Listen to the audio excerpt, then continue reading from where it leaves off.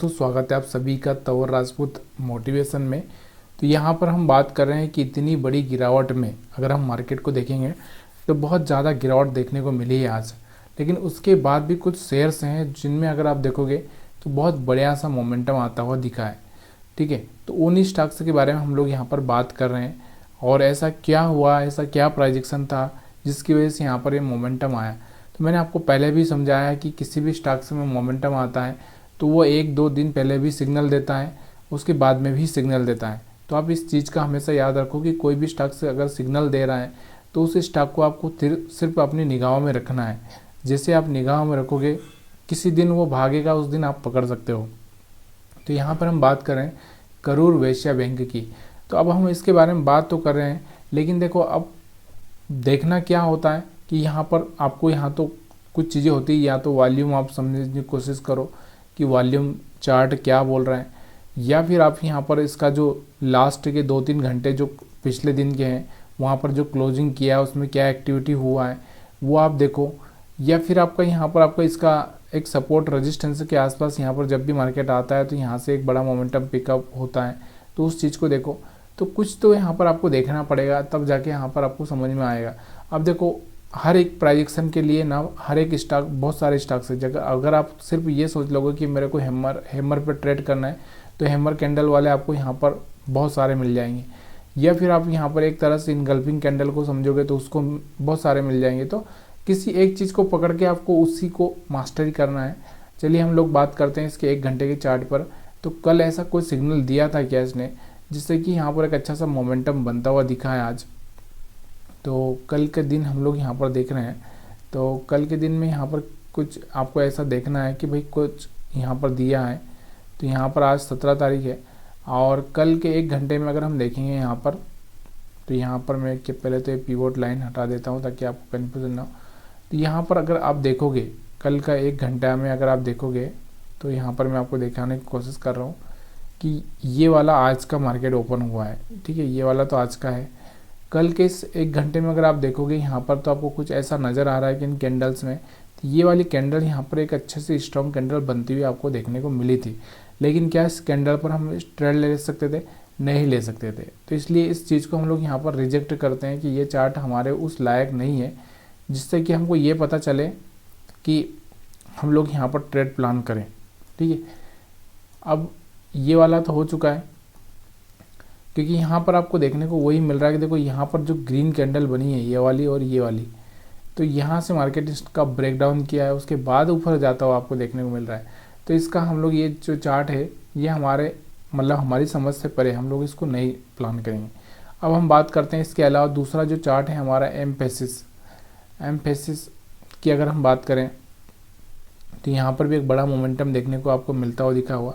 तो इसको भी हम लोग क्या करेंगे, 1 घंटे के चार्ट पर थोड़ा सा हम एनालिसिस करेंगे कि 1 घंटे के चार्ट में ऐसा क्या था, इसमें कुछ था क्या जिससे कि हम प्लान कर सकते थे।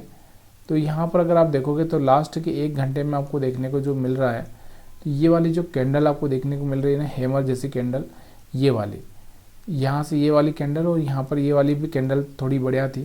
तो कहने का मतलब क्या था, जो लास्ट टाइम में जो बनी थी कैंडल, यहाँ पर एक हैमर कैंडल बनी थी और हमारे पास में एक मौका था, इसके ऊपर अगर ओपन हो रहा है मार्केट तो हम लोग यहाँ पर प्लान कर सकते थे। और यहाँ से अगर आप देखोगे तो यहाँ से थोड़ा सा नीचे आता हुआ दिखा था लेकिन वापस से ऊपर चला गया, तो यहाँ पर एक अच्छा सा मोमेंटम देखने को मिल रहा था। ठीक है, अब ये तो आपको थोड़ा सा खुद से ध्यान देना है कि आपको कब प्राइस एक्शन, जैसे 5 मिनट के टाइम फ्रेम में आप या 15 मिनट के टाइम फ्रेम में आप ट्रेड करते हो, तो यहाँ पर ये देखना है कि यहाँ से किस तरह से आप यहाँ से इस ट्रेड को हैंडल कर पाओ। ठीक है, क्योंकि ये हैंडल करना आपको पता होना चाहिए, तभी जाके यहाँ पर एक अच्छा सा पैसा बना सकते हैं, अदरवाइज हम लोग ऐसे पैसा नहीं बना सकते। ठीक है, इसके अलावा हम बात करते हैं दूसरा स्टॉक है HEG, जो कि यहाँ पर आपको देखने को मिल रहा होगा कि अपने ऑल टाइम हाई के आसपास पहुँचता हुआ दिख रहा है। अब यहाँ पर भी हमको वही देखना है कि क्या इसने कोई सिग्नल दिया था 1 घंटे के चार्ट पर, कल लास्ट टाइम में जब ये क्लोज़ किया था तब कोई सिग्नल दिया था। यहाँ पर अगर हम देखेंगे तो लास्ट टाइम में अगर आप देखोगे तो यहाँ से कि ये वाला है कि हैमर बनता हुआ दिखा था, उसके साथ में यहाँ पर एक इनसाइड कैंडल जिसको हम बोल सकते हैं, यहाँ पर एक तरह से बहुत छोटी बॉडी और यहाँ पर एक डोजी कैंडल जैसा बनता हुआ दिख रहा है। तो जब भी इसका हाई ब्रेक करेगा तो हमारे पास में थोड़ा सा चांसेस है यहाँ पर हम लोग थोड़ा सा प्लान कर दें। और ये दोनों ही चीज़ें यहाँ पर हमारे लिए एक तरह से स्ट्रॉन्ग मोमेंटम दिखा रही थी। और अगर हम बात करें इस स्टॉक की, तो ऑलरेडी आप मोमेंटम में है और ये मोमेंटम को हम कैच कर सकते थे।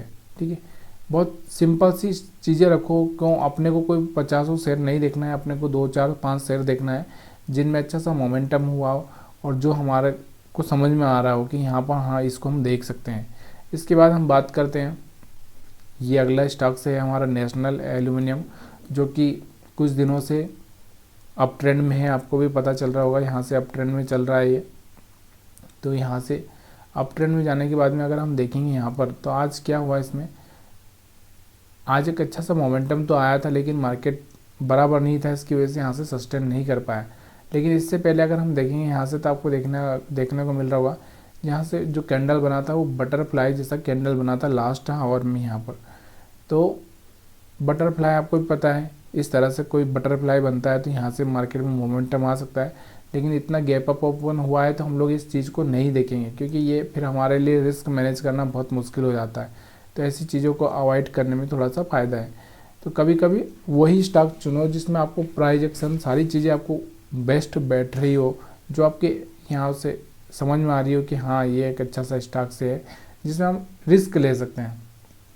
वैसे तो बहुत सारी चीज़ें आपको देखने को मिल जाएगी।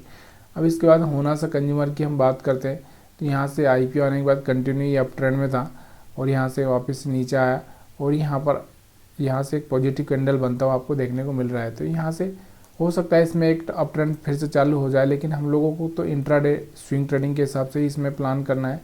तो सबसे पहले हम लोग देखते हैं इसमें कि लास्ट टाइम में क्या हुआ था। इसके लास्ट आवर में यहाँ पर अगर हम देखेंगे तो इसका क्या हुआ था, जिससे कि हम लोग यहाँ पर इस पर प्लान कर सकते थे। मतलब एक दिन पहले ही हम लोग यहाँ पर थोड़ा सा प्लान कर सकते थे। तो यहाँ पर अगर आप देखोगे तो एक दिन पहले अगर आप देखोगे इसमें, तो यहाँ पर कुछ ऐसा सिग्नल तो नहीं दिख रहा है यहाँ पर जो हम लोग यहाँ पर ये प्लान कर पाएँ, क्योंकि यहाँ पर आपको दिख रहा होगा रेड कैंडल दिख रहा था। हाँ, यहाँ पर ज़रूर एक थोड़ा सा ग्रीन कैंडल देखने को मिला है, बाकी तो यहाँ से रेड ही कैंडल दिख रहा था। तो हम लोग यहाँ पर इसको भी, इस चार्ट को भी हम लोग यहाँ पर नहीं मानेंगे। मतलब कहने का मतलब क्या है, आज हमारे लिए जो चार्ट था सिर्फ और सिर्फ यहाँ पर अगर आप देखोगे तो ये वाला चार्ट थोड़ा सा हमारे लिए काम करता, क्योंकि यहाँ पर आपको दिख रहा था। उसके बाद अगर हम बात करें तो ये वाला चार्ट जो हमको दिख रहा था यहाँ पर, ये वाला, तो ये वाला 2 ही चार्ट हमारे लिए यहाँ पर काम के थे। क्यों, उसके पीछे का रीज़न मैंने आपको बताया कि जो हमको सूट करता है, जो हमारे SL के अंदर हो, जो हमारी कंडीशन को मीट करता हो, ऐसे ही शेयर्स को हम लोग यहाँ पर पिकअप कर सकते हैं। बाकी जो हमारी कंडीशंस को पिकअप नहीं कर रहा है उसमें हम इंटर करके हम अपना लॉस बढ़ाना नहीं है। तो वीडियो देखने के लिए आप सभी का बहुत बहुत धन्यवाद। वीडियो पसंद आया तो वीडियो को आप लाइक शेयर कमेंट कर सकते हैं।